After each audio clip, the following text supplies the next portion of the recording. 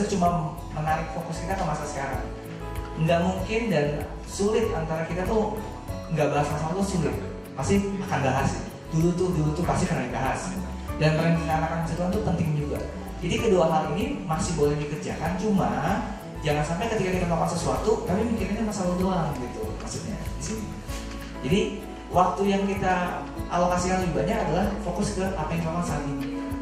Kalau misalnya tadi mau ada waktu khusus untuk merencanakan masa depan, ya itu lebih bagus, jauh lebih bagus. Atau waktu khusus untuk mengingat-ingat masa lalu juga boleh juga gitu.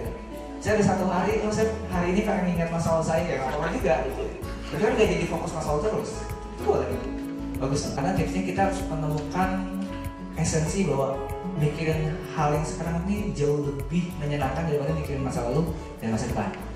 Nah, tipsnya biasanya lewat nyoba langsung. Ya, saya tadi sebenarnya sudah berikan kilasan bahwa coba dengan aktivitas sehari-hari yang paling sederhana. Semua kebiasaan yang Anda lakukan, coba untuk mindful. Coba untuk aktifkan 5 inderanya. Menulis, baca, nonton TV, mindful aja nggak apa-apa. Mulai dari hal-hal yang sederhana dan sampai dapat kliknya, baru nanti bisa dipisahkan dan bisa malah jadi pola setiap hari. Lakuin.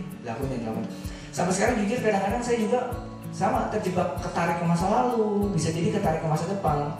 Manusia itu kompleks ya, manusia bukan robot. Manusia bukan sesuatu yang kita set kemudian jadinya seperti itu, enggak.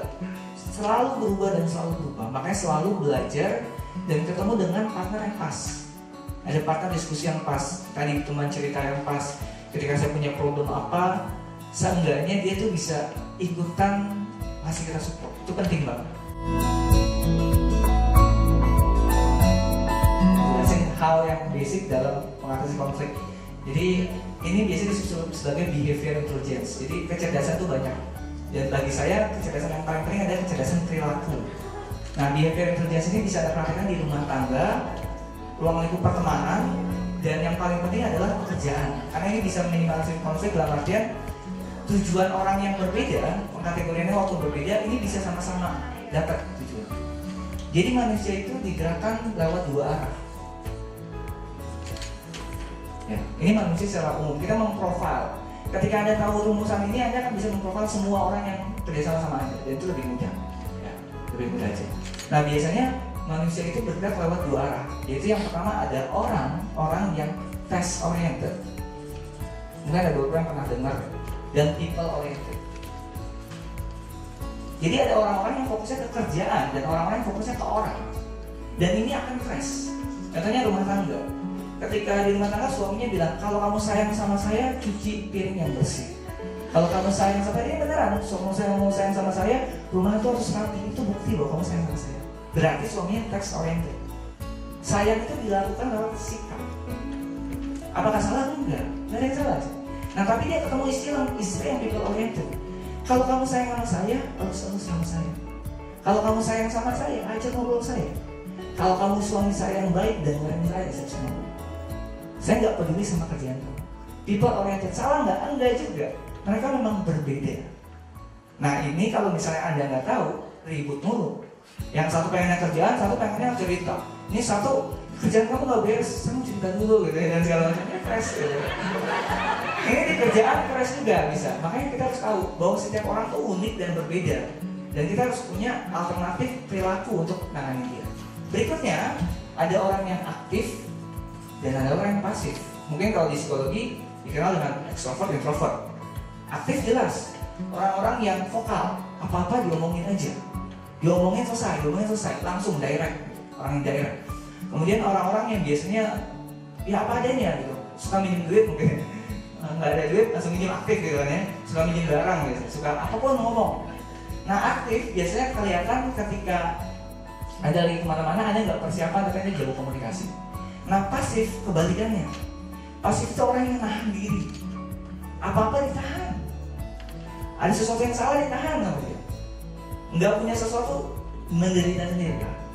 Nah, biasanya kalau mungkin waktu kuliah ingat, aktif adalah orang yang suka minjem pulpen, pasif adalah orang yang bawa pulpen cadangan untuk dipinjam.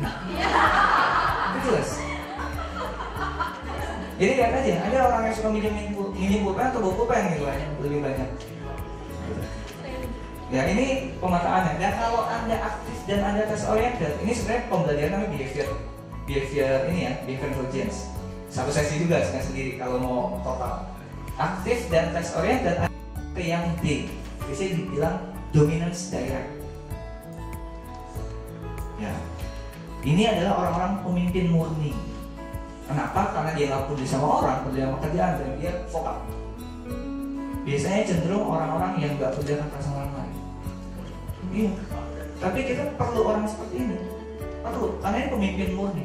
Populasi di dunia 3%. Dipetakan ya, nama lembaganya People T. Dia memetakan populasi orang ini.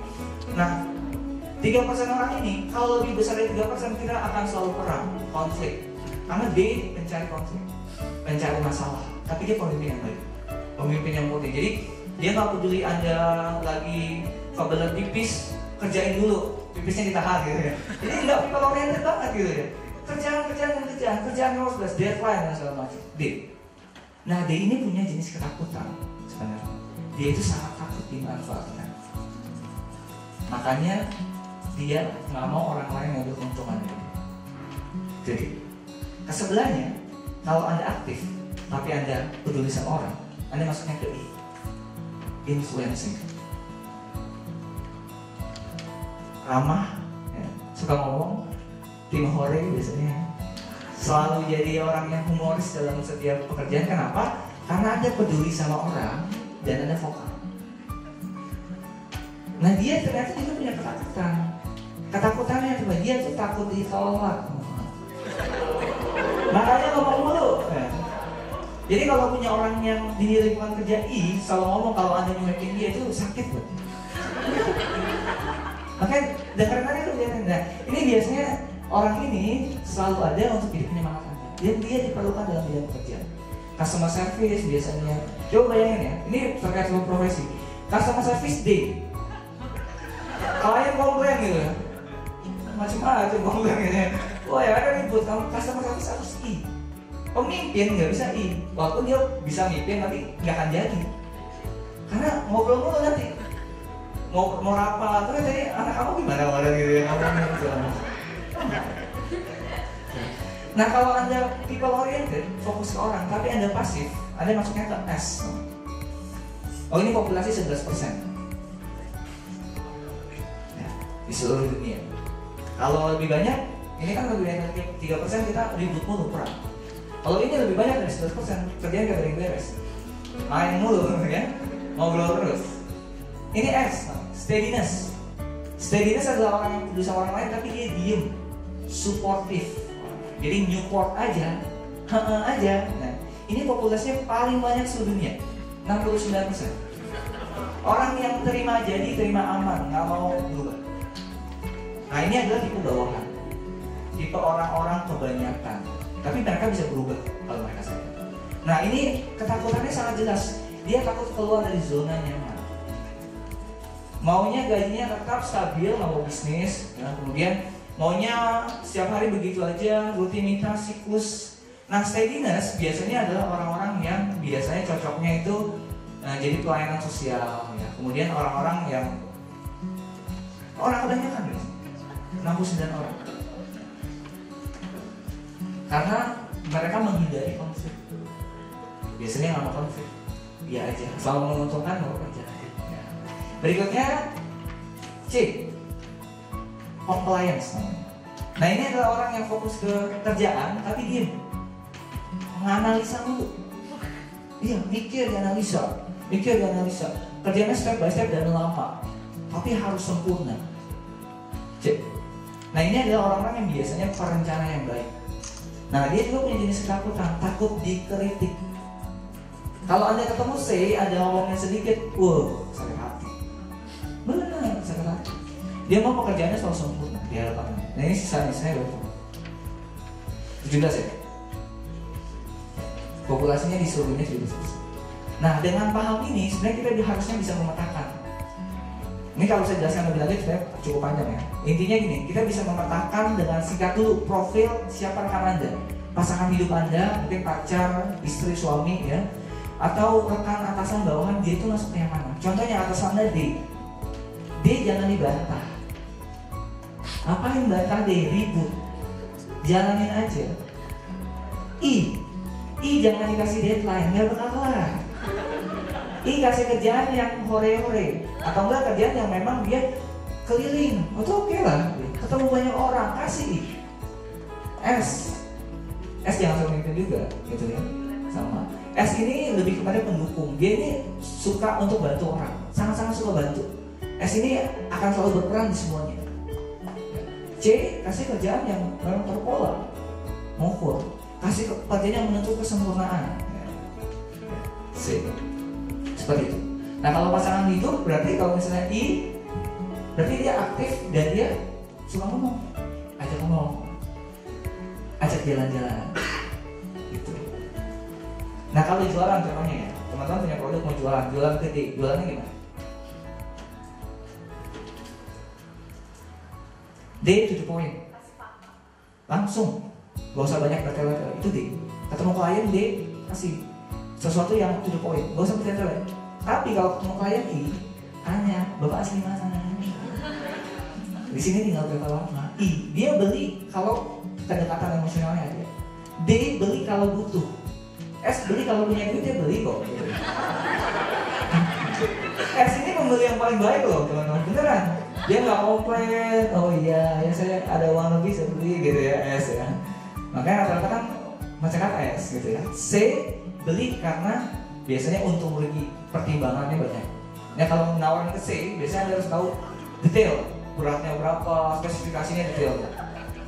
Nah, profiling ini bisa digunakan untuk banyak hal. Dan menurut saya psikologi ini bukan hanya milik teman-teman psikologi, tapi milik semua orang yang kerja sama orang lain, berinteraksi dengan manusia lain, dan karena Anda juga manusia yang butuh. Jelas. Cukup panjang jawaban saya ini. Jadi jawaban saya, Anda harus kenali dulu pasangan Anda apa, kemudian lakukan treatment atau alternatif perilaku yang sesuai dengan profil dia. Karena kalau nggak sesuai, jadinya konflik. Kita harus cerdas secara perilaku, bukan hanya secara intelligence atau emosional, tapi perilaku juga.